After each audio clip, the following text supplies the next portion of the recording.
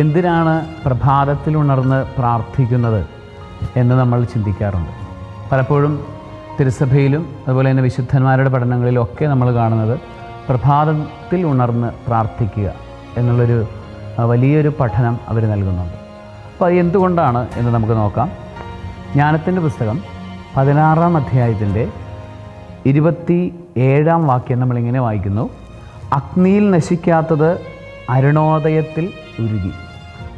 അഗ്നിയിൽ നശിക്കാത്തത് അരുണോദയത്തിൽ ഉരുകി. ചില കാര്യങ്ങൾ നമ്മൾ എത്ര പ്രാർത്ഥിച്ചാലും നടക്കാത്ത അല്ലെങ്കിൽ മാറ്റം വരാത്ത മേഖലകളുണ്ട്. ചില ബന്ധനാവസ്ഥകളിൽ പെട്ടുപോയി കഴിയുമ്പോൾ നമ്മൾ എത്ര പ്രാർത്ഥിച്ചാലും അത് മാറിപ്പോകത്തില്ല.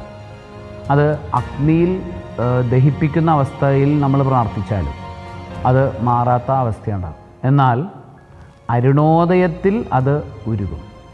അതായത് അരുണോദയത്തിൽ ഉരുകുക എന്ന് പറഞ്ഞാൽ പ്രഭാതത്തിൽ, അതായത് സൂര്യൻ ഉദിക്കുന്ന ആ സമയത്ത് ഉള്ള പ്രാർത്ഥനയിൽ അത് മാറിപ്പോകുന്നുള്ള, ഉണർന്നിരുന്ന് നമ്മൾ പ്രാർത്ഥിക്കുമ്പോൾ അത് മാറ്റങ്ങൾ കൊണ്ടുവരുന്നു എന്നുള്ളതാണ്. നമ്മൾ ഈശോയുടെ ജീവിതത്തിലേക്ക് നോക്കിയാലും അതിരാവിലെ ഉണർന്ന് അവിടുന്ന് വിജനപ്രദേശത്തേക്ക് പോയി. അതിരാവിലെ ഉണർന്ന് അവൻ മലയിലേക്ക് പോയി. അതിരാവിലെ ഉണർന്ന് അവൻ പ്രാർത്ഥിക്കാൻ തുടങ്ങി. അങ്ങനെയുള്ള വാചകങ്ങൾ നമ്മൾ സുവിശേഷങ്ങളിൽ കാണുന്നുണ്ട്. അതിൻ്റെ അർത്ഥം എന്ന് പറയുന്നത് വേറൊന്നുമല്ല, അവിടുന്ന് അതിരാവിലെ ഉണർന്ന് പ്രാർത്ഥിച്ചു. പ്രഭാതങ്ങളിൽ അവിടുത്തെ പ്രാർത്ഥനകൾ മുഴുവനും പ്രഭാതങ്ങളിലായിരുന്നു. പ്രഭാതങ്ങളിലെല്ലാം പ്രാർത്ഥന നിരതമായിരുന്നു. അപ്പോൾ നമ്മളുടെ ജീവിതത്തിൽ പ്രഭാതത്തിൽ ഉണർന്ന് പ്രാർത്ഥിക്കുന്ന ശൈലിയിലേക്ക് നമ്മൾ വരണം. ഈ കാലഘട്ടത്തിലെ മനുഷ്യരുടെ ഒരു പ്രത്യേകത രാത്രിയിൽ വളരെ വൈകി കിടക്കുകയും പ്രഭാതം കാണാതിരിക്കുകയും ചെയ്യുന്ന അവസ്ഥയാണ്. പലപ്പോഴും ജീവിതത്തിലെ പല നന്മകളും നഷ്ടപ്പെട്ടു പോകുന്നതിൻ്റെ കാരണം പ്രഭാതത്തിൽ ഉണരാതിരിക്കുന്നതാണ്. നമ്മൾ പ്രഭാതത്തിൽ ഉണർന്ന് പ്രാർത്ഥിക്കാനുള്ളൊരു തീരുമാനം എടുത്താൽ മതി. ആ തീരുമാനം ഒന്ന് നടപ്പിലാക്കാനായിട്ട് നമ്മൾ ശ്രമിക്കുകയും അതിനുവേണ്ടി നമ്മൾ പ്രയത്നിക്കുകയും ചെയ്യാൻ തുടങ്ങുമ്പോൾ തന്നെ നമ്മൾ എന്ത് കാര്യത്തിന് വേണ്ടിയാണ് പ്രാർത്ഥിക്കാൻ തുടങ്ങിയത് അവിടെ മാറ്റം വരുന്നതായിട്ട് നമുക്ക് കാണാനുണ്ട്. തീർച്ചയായിട്ടും ഒത്തിരി തടസ്സങ്ങളാണ്. തടസ്സം വേറൊന്നുമല്ല, നമ്മളിൽ തന്നെയായിരിക്കും തടസ്സം.